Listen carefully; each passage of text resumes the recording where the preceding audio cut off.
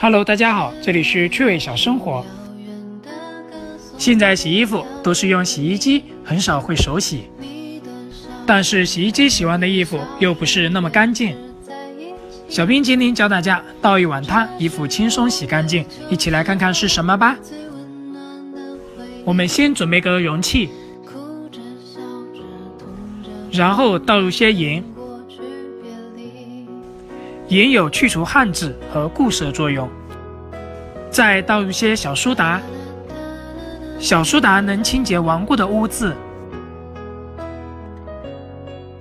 接着滴入一点花露水，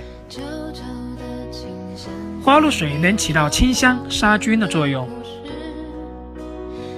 最后倒入清水，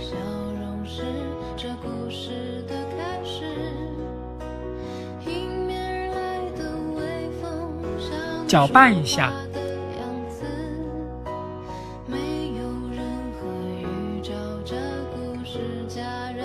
洗衣服时，先倒入洗衣粉或洗衣液，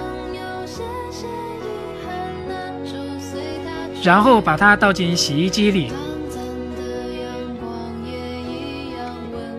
这样洗完的衣服既干净又清香，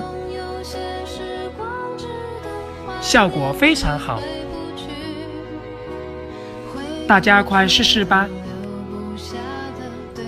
大家也可以分享给家人和朋友们的。